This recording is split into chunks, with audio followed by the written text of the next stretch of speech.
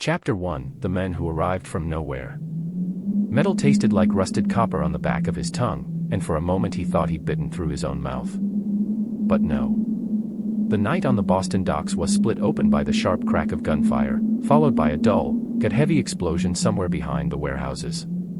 The blast sent a tremor through the wooden piers, shaking droplets of cold Atlantic water loose from the ropes. Diesel fumes crawled through the air, thick enough to sting the eyes. A foghorn moaned somewhere far off, a long, mournful sound, as if the ocean itself felt obliged to comment on human stupidity. He stumbled out of the smoke like a man who'd made an ill-advised deal with gravity and was now renegotiating the terms. His coat, once navy blue, maybe, was burned along the sleeve. Fresh bullet holes, 3 of them, punched through the fabric and into the flesh beneath. His breath rattled. His boots slipped on the damp planks, leaving streaks of dark red behind him. A dock worker screamed. Another crossed himself.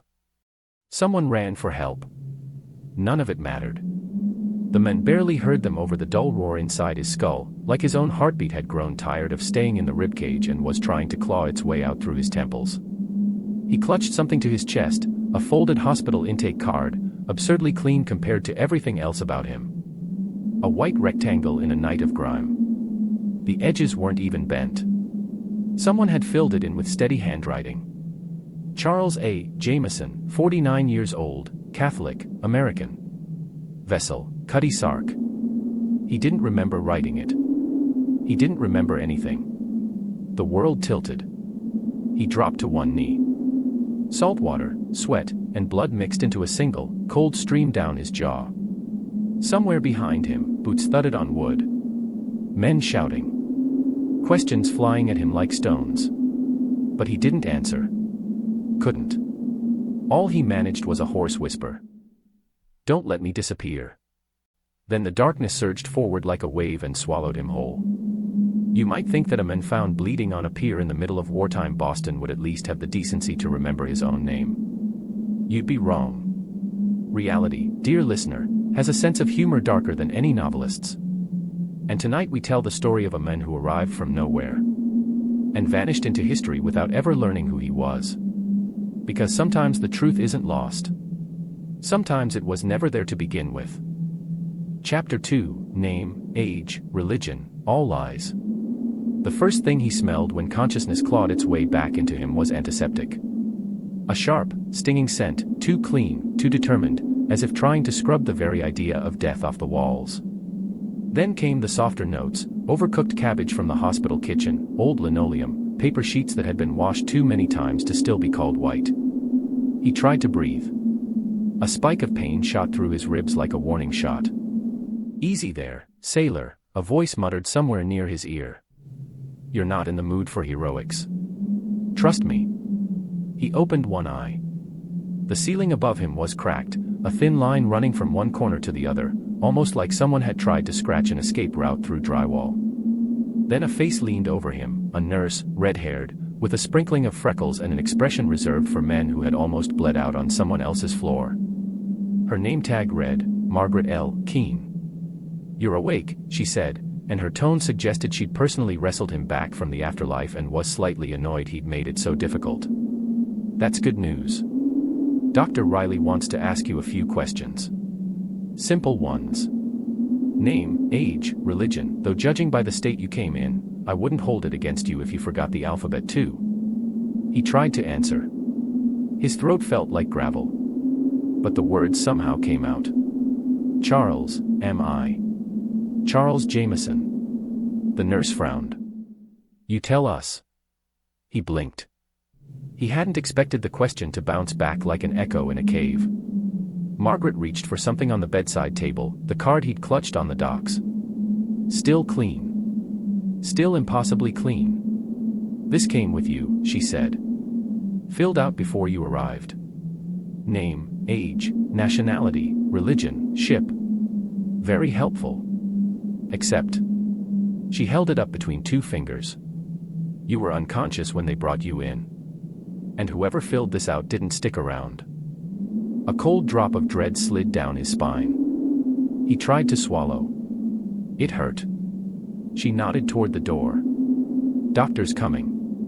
He's got questions. I'd recommend having answers. Dr. Declan Riley entered like a storm cloud with a medical license. Tall, sharp-featured, with a mustache that suggested he'd survived both a war and several disappointing breakfasts. His coat smelled faintly of iodine and cigar smoke, a combination that felt both illegal and inevitable. "So," Riley said, flipping through the chart, "our mysteryman speaks." He didn't wait for acknowledgement. "You were found on the docks with 3 bullet wounds, severe infection, and a concussion that would make a lesser man forget his own mother. Lucky for you, we're good at stitching miracles. Now." He snapped the chart closed. "Who are you?" The man opened his mouth. Silence. He tried again. "Charles." "Yes. Charles A. something." "You don't sound sure." "I'm not." Riley sighed, pinching the bridge of his nose. "All right. Try something simpler." "Age." 49. "You're guessing," Riley said. "Maybe." "Nationality." "American," he said instinctively, but the word felt borrowed, like clothing that didn't quite fit. Riley raised an eyebrow. "Funny. Our British vice consul heard you speak earlier and swears you sound like a man who grew up dodging rain in Manchester." A flicker of annoyance, or maybe fear, stirred in his chest. I don't know." "And religion?" Riley continued. He paused. A strange emptiness spread behind his sternum. "Catholic," he said. It felt familiar. Comforting. But familiar like a song overheard through a wall, not something he could claim as his own. Riley clicked his tongue. One of these answers is true. Perhaps 2. Most are probably lies. Don't take offense, patients with head injuries lie constantly. Usually to themselves. The man tried to sit up. Pain slapped him back down. Riley didn't help. "Listen," the doctor said, folding his arms. "We're not trying to play detective. But the police are asking questions. Reporters too. You were shot with military-grade rounds. Not exactly a street corner mugging." The men stared at him. "What are you saying?" "That I'm dangerous." "No," Riley shrugged. "Just interesting. And interesting people tend to be trouble." The days that followed were a slow, disjointed unraveling. Every time he slept, the dreams came, vivid flashes of rain-slick streets, a ship's deck under his feet, voices shouting in accents he could not place. Sometimes he saw a woman's silhouette, backlit by a yellow street lamp. Sometimes he heard a radio crackling in a language he didn't speak while awake. None of it held together. Memory wasn't a puzzle, it was confetti. When he spoke to nurses, his stories changed without his permission. One day he said he grew up near Chicago. The next he insisted he'd never seen snow until adulthood. On Thursday he claimed he had a brother named Daniel. On Friday he couldn't remember mentioning a brother at all. Nurse Margaret told him, gently but firmly, "You're building yourself out of scraps, sweetheart." Like a scarecrow hoping someone will mistake him for a farmer. It should have been cruel. Instead it felt accurate. And the strangest part? Despite all the shifting pieces of his identity, the hospital intake card stayed the same. Charles A. Jamison. 49 years old. Catholic. American. Vessel, Cutty Sark. He asked Margaret one evening, "Does the ship still exist?" "The Cutty Sark?" "Sure," she laughed. "It's a museum ship now. Stuck in London. Hasn't sailed in ages." Then her smile faded. Which raises the question, how exactly did you come off it bleeding onto our docks? He didn't answer. He didn't know how. Police came. Questioned him. They checked every American registry. Every immigration record. Every naval log. No Charles A. Jamison. Not alive. Not dead. Not missing. He began to feel like a book misprinted by accident, pages out of order, words misplaced, the cover wrong. One night, after a particularly brutal dream, he whispered to himself, "If I don't remember being Charles, maybe I never was." The thought chilled him more than the bullet wounds. At dawn, the British vice consul arrived. An elegant man with a hat too expensive for wartime, he regarded the patient with thinly veiled curiosity. "Mr. Jamison," he said, although the hesitation before the name was deliberate. "I've sent inquiries to the Admiralty and the Maritime Registry. They assure me no sailor, officer, or auxiliary crew under that name served on any vessel matching your description, including the Cutty Sark." He leaned closer. "Are you entirely certain you're who you claim to be?" The man closed his eyes. "I'm not certain of anything." And that was the first true sentence he had spoken since waking. Chapter 3, When a Country Forgets You. The winter rain hit the hospital windows like impatient fingers, drumming a rhythm that had no pattern, no mercy, and certainly no intention of letting anyone sleep. The man who might have been Charles A. Jamison sat propped against his pillows, listening. The rain seemed familiar, not Boston rain, but the kind that belonged to another hemisphere, another latitude, another life. But when he tried to place it, nothing. Just the hollow ache of a memory with no image attached. The door creaked open.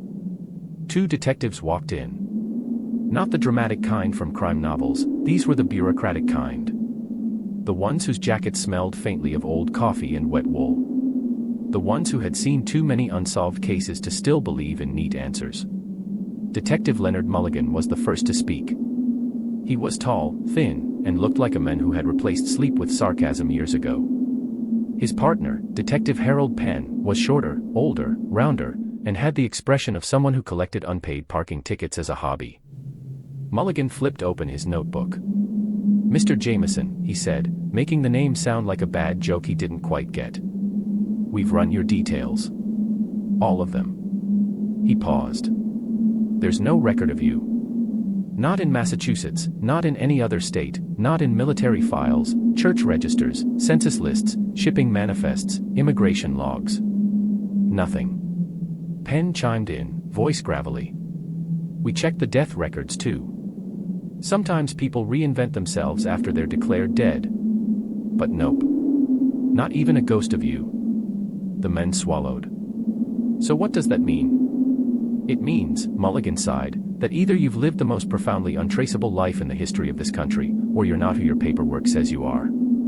He didn't argue. What defense could he possibly give? He couldn't even remember what food he liked. The newspapers came next.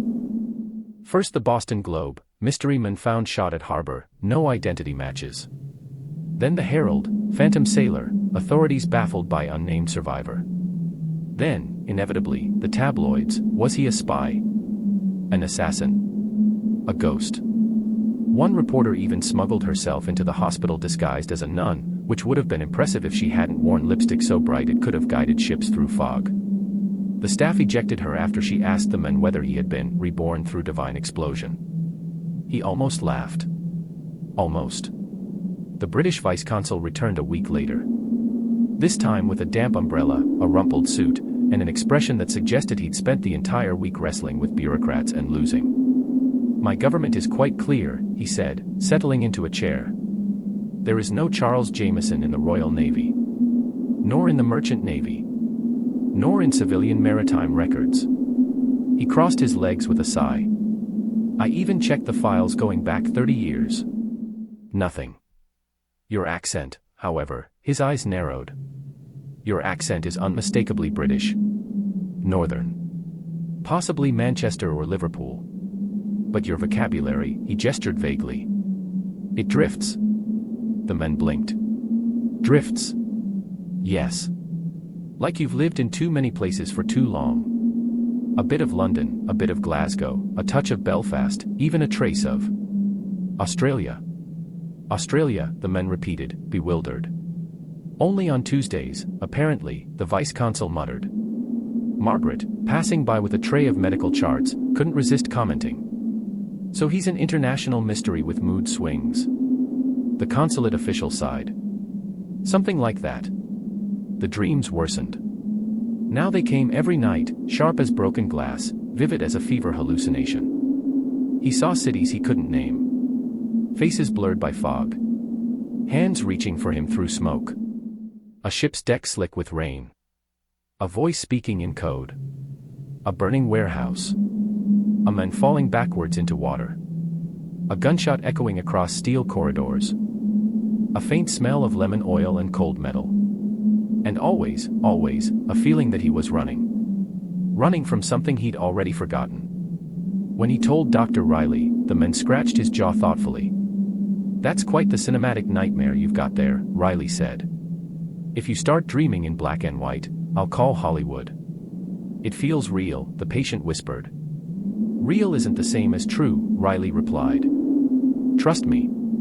I've been married twice." Dark humor was Riley's favorite instrument. He wielded it like a scalpel, too sharp, too precise, occasionally drawing blood. Every attempt to recover memory led nowhere. A priest visited him, hoping religion might ground something. "Do you remember confession?" the priest asked gently. "I barely remember breakfast," the man muttered. A military officer came by, hoping for clues. "You recognize this uniform? Any insignia familiar?" "No." Psychologists tried guided imagery, dream interpretation, even a speculative session with an inkblot test. When shown a blot shaped vaguely like a ship, the man said, "It looks like something sinking." When shown one shaped vaguely like a person, he said, "Someone drowning." When shown a simple butterfly shape, he frowned and whispered, "A bullet impact." The psychologist stopped the test early. And somewhere in the midst of all this chaos, one detail kept clawing at him. Cutty Sark. He repeated it to himself like a curse, like a prayer, like a clue he didn't know how to use. Cutty Sark. Cutty Sark. Cutty Sark. A ship that no longer sailed. A vessel trapped in time. A relic of the past.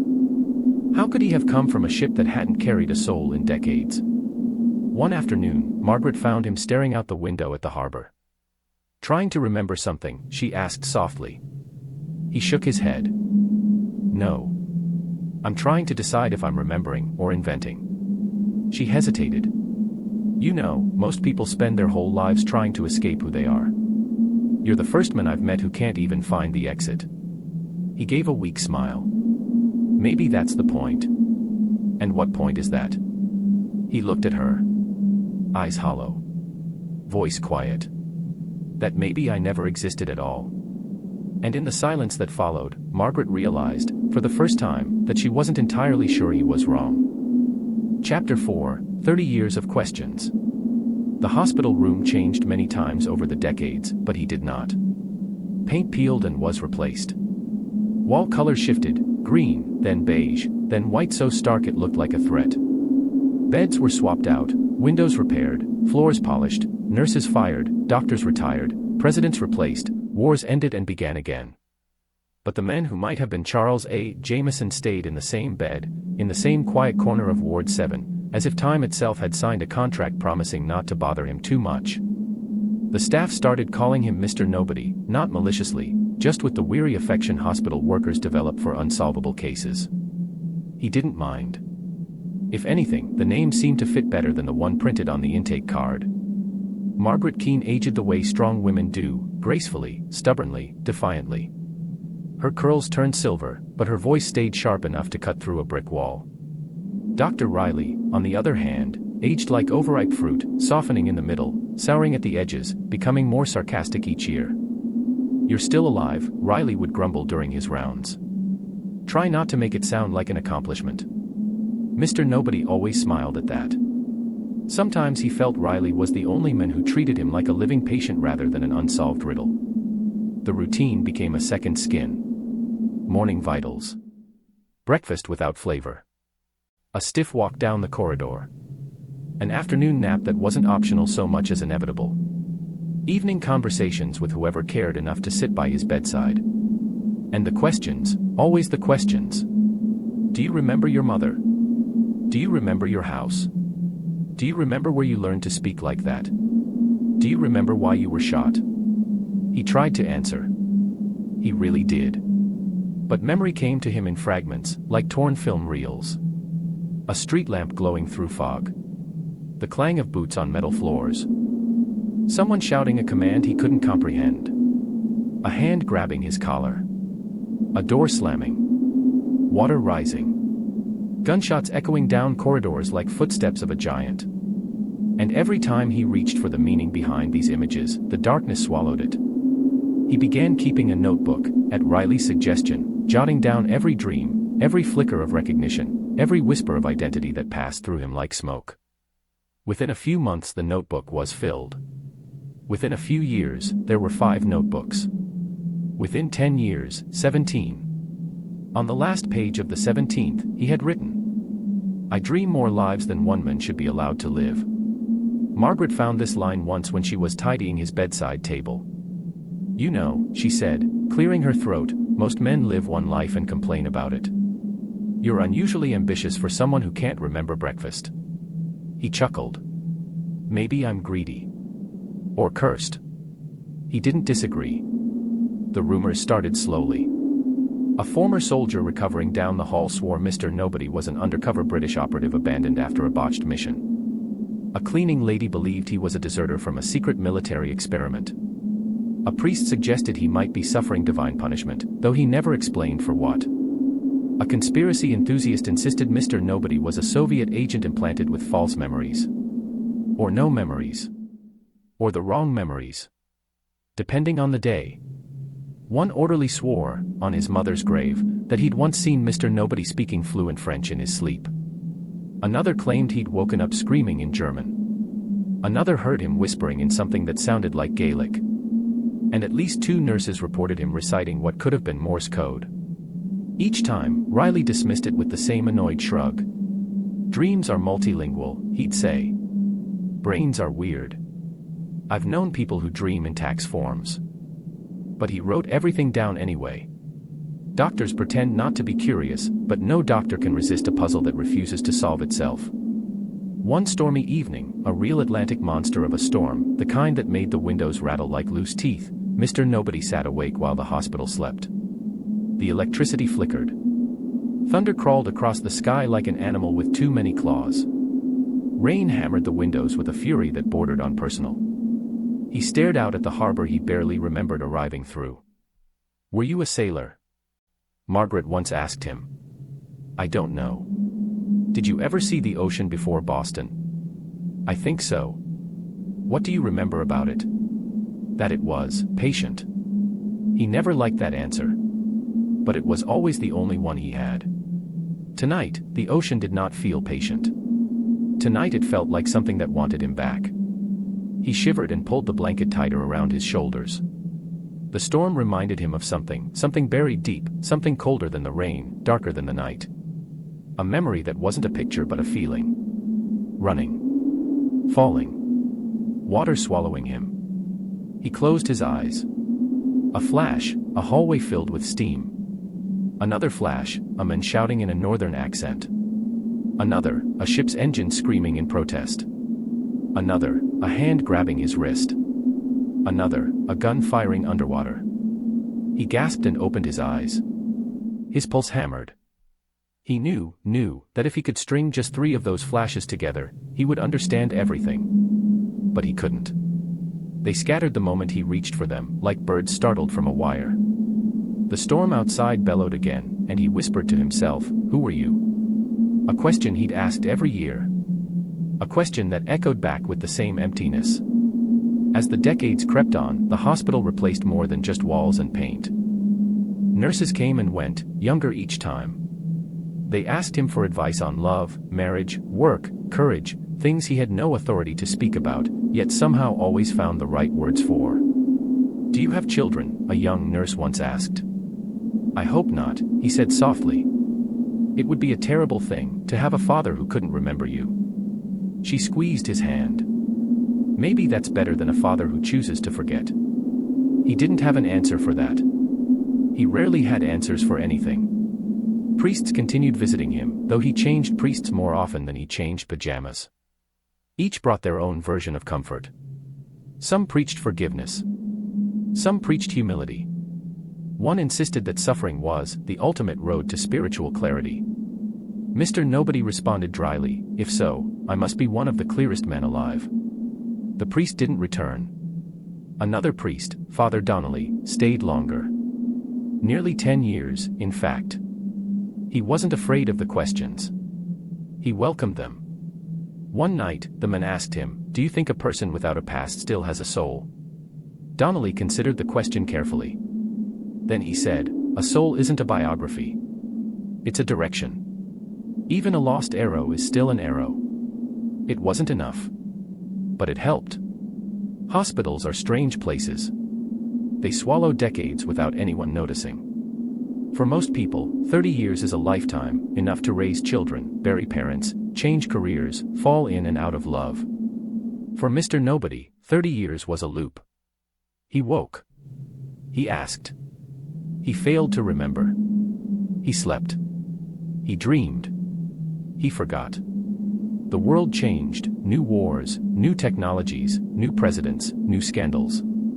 And he watched it all like a man observing the future through a window he was not allowed to open. Margaret grew old, then retired.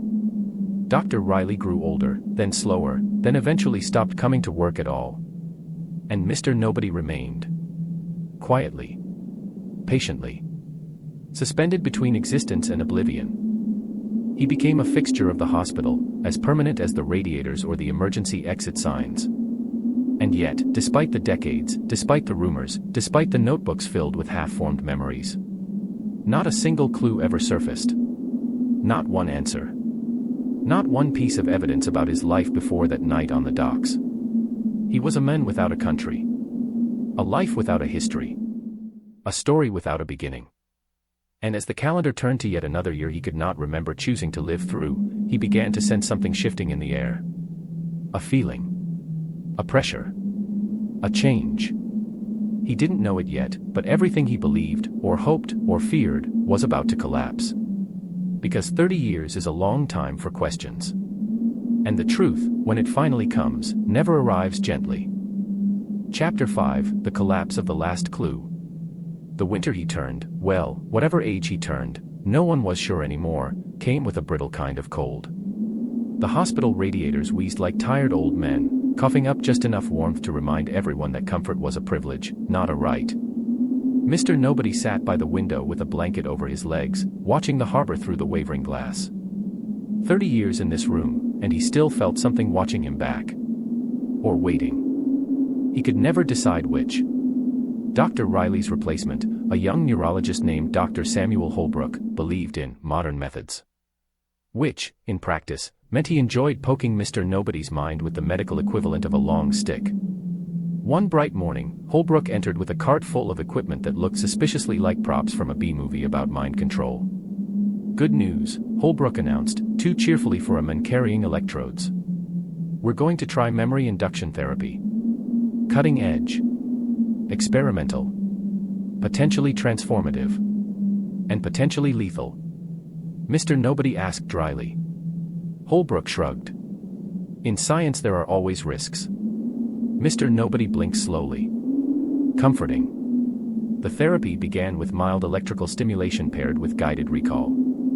It wasn't supposed to be painful, but Mr. Nobody suspected Holbrook had a very flexible definition of that word. "Follow the sound," the doctor instructed. "Focus on the sensation. What do you see? What do you hear? What do you feel?" At first, nothing. Then, everything. Floods of images he had no context for came crashing through the dam. He saw a ship's deck slick with seawater. He saw a compass swinging wildly. He heard boots thunder down a metal corridor. He smelled tobacco smoke, salt air, gun oil. He felt the jolt of a ship turning sharply, too sharply. Then a face. Just one. A man in a naval uniform, badge glinting. A stern jaw. Cold eyes. A voice like steel striking steel. "You don't belong here," the man said. Mr. Nobody jerked. "Charles?" Holbrook asked. "What did you see?" The patient breathed hard, sweat trickling down his spine. "A man. I know him." Holbrook almost dropped his pen in excitement. "You recognize someone?" "Yes," he whispered. I think his name was." He clawed through the fog of his mind, trying to drag the name out before it dissolved. Holbrook leaned close. "Say it." "Captain Arthur Bellamy." The doctor froze. then scribbled furiously. Who is he? Is he your captain? Your commanding officer? Who is this Bellamy? Mr. Nobody swallowed. His heart raced. He said I didn't belong there. I think, maybe, I was on the wrong ship. Holbrook's face lit up like a lantern. This is it. This is the breakthrough we've waited decades for. For the first time in years, hope fluttered in Mr. Nobody's chest. A name. A real name. Someone who might explain everything. Holbrook left the room at a near run to dig through naval archives. The next morning, he returned looking like a man who had aged 10 years overnight. He shut the door quietly and sat beside the bed. Charles, he said softly, we need to talk. Mr. Nobody felt a cold knot twist in his gut. About Captain Bellamy? Holbrook nodded. I checked every naval record from the past century. American, British, Canadian, Australian. Merchant marine logs. Admiralty files. Declassified war archives. And Mr. Nobody whispered. Holbrook exhaled. Captain Arthur Bellamy did exist. Mr. Nobody's pulse quickened. Then. But he died, Holbrook said, before you were even born. Silence fell like a stone dropped into deep water. Mr. Nobody stared at him. That's impossible. Not impossible, Holbrook said sadly. Just cruel. But I saw him, the patient insisted. I heard him. He spoke to me. Holbrook placed a hand on his shoulder. Charles, memories can be borrowed. Adopted. Misfiled. Trauma doesn't just erase, it invents. The words didn't feel like a diagnosis. They felt like a sentence. Mr. Nobody turned his face toward the window. The harbor blurred through the ripples of old glass. He felt a wave of nausea, grief, rage, emotions without names, without origins.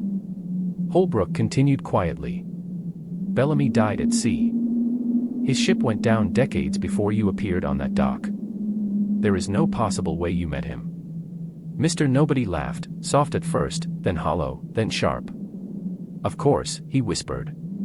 Of course my first real memory would be of a dead man. Holbrook hesitated. Do you want to continue the therapy? No, Mr. Nobody said. I think I'd prefer not to meet the rest of the dead. The newspapers got wind of the story. They always did. Ghost captain haunts mystery patient. Men claims memory of sailor dead for half a century. Boston amnesia case takes paranormal turn. One columnist wrote with theatrical pity. If the poor man cannot find himself, he may as well borrow someone else's life. Another joked. Perhaps next he'll remember serving on Noah's Arkansas. Mr. Nobody didn't read the articles. He didn't need to. He felt their weight anyway. Like stones tied to a drowning man. The collapse came quietly. He woke one morning with a calmness that frightened the nurses. He ate breakfast slowly. Watched the harbor in stillness. Folded his hands neatly on the blanket. Margaret, older now, hair pale as snow, sat beside him. You're quiet today, she said. I'm tired, he replied. You didn't sleep. He shook his head. I'm tired of the questions. She squeezed his hand gently. We'll find something. We always try. That's the problem, he said softly. Margaret frowned. What do you mean? He turned toward her with a sad, fragile smile. What if there was never anything to find? She felt something in her chest tighten. Don't say that. I've lived 30 years trying to remember a life no one can prove existed.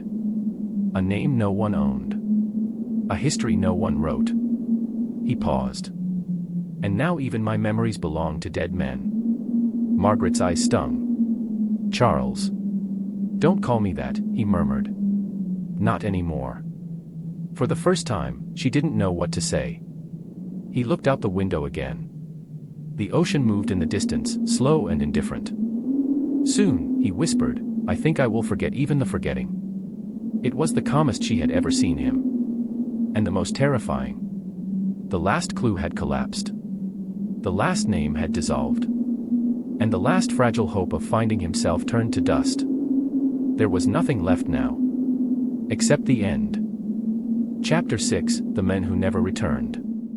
The rain that morning was thin, needling, almost polite, the kind of weather Boston reserved for funerals it didn't want to make a fuss about. Nurse O'Leary, now old enough to creak when she bent down, placed a wilted carnation on the unmarked grave. She didn't bother hiding her sigh. "Goodbye, Mr. Jamison," she whispered. "Or, whoever you were." The cemetery was quiet, except for the soft hiss of wet leaves. A modest wooden cross stood over the fresh mound. No date of birth. No place of origin. Just a year of death spelled out in full, 1975, and a name that had never belonged to anyone. Charles A. Jamison. The men who didn't exist. If the story ended there, it might have been merciful. But life, as usual, had other plans, petty, ironic, and cruel. 2 days after the burial, the hospital decided to clear out the storage closet that had held Jamison's personal effects for decades. A cardboard box, battered and smelling faintly of iodine, was dumped onto a metal table. Inside, a tattered coat, a rosary, a rusted pocketknife, a water-stained photograph of a ship that definitely wasn't the Cutty Sark, and that strange, pristine intake card filled out in handwriting no one ever managed to match. The orderly sorting through it snorted. "Guy spends 30 years here, and this is all he leaves. Hell, I've got more stuff in my glove compartment." He almost threw the intake card into the trash, but something on the back caught his eye. A note. Written in the same tidy, controlled handwriting as the front. Just one sentence. "If I forget, follow the men who remembers." The orderly frowned, shrugged, and tossed the card back into the box. The staff sent the contents to a municipal archive, where they were catalogued, misfiled, and promptly ignored, the usual fate of things that might have mattered. But the sentence, it lingered. Like a splinter. Who was the men who remembers? A doctor. A sailor. Someone waiting for Jamison to come back. Someone who never did. No one asked. No one wanted to. Miles away, in a quiet London office dusted with the faint smell of old paper and older tobacco, a clerk in the British Admiralty opened a routine bundle of interdepartmental documents. One file slipped from his hands, fragile, yellowed, stamped with a date from the final months of the Second World War. A memo. Barely legible. He squinted. It mentioned a man found near a naval yard. Severe injuries. Amnesia. Possible sensitive background. A scribbled warning. If located again, notify Captain Ainsworth immediately. The clerk frowned. Captain Ainsworth. He'd been dead for more than 30 years. He looked for a name on the report. There wasn't one. Just a reference code. A missing page. And a strange note in the margin. Identity compromised. Removed from registry. He checked the archive index. Nothing. No matching file. No corresponding record. No removed entry. It was as if the man had been erased long before the world found him bleeding on a pier. The clerk hesitated, then slid the document back where he found it. Whatever this was, it wasn't his problem. He had a lunch break to get to. Back in Boston, the rain had stopped. The grave looked exactly like all the others. But if you stood there long enough, if you listened to the hush of the wind through the branches, you might almost hear a whisper. A question without an answer. Who was Charles A. Jamison? A spy? A deserter? A lost sailor? A victim of wartime bureaucracy? Or just a man who invented a name because it was the only thing he could still control? We'll never know. And maybe that's the point. Some lives end with applause, medals, documents, kin. Others end in silence, with nothing but a name borrowed from nowhere and a story that refuses to settle into truth. The hospital record says he died in obscurity. The newspapers say he was a mystery. The governments say nothing at all. And the world, as always, moves on. But somewhere, in a forgotten drawer, in a misfiled archive box, in the fading memory of a nurse who once held his hand when the nightmares came, small fragments of him remain. Pieces. Clues. Echoes of a life that may never have been his. And perhaps that's the cruelest irony. Sometimes the truth disappears not because it's hidden, but because it never belonged to anyone real. Sometimes a man can live 30 years trying to remember himself, only to die proving he never existed.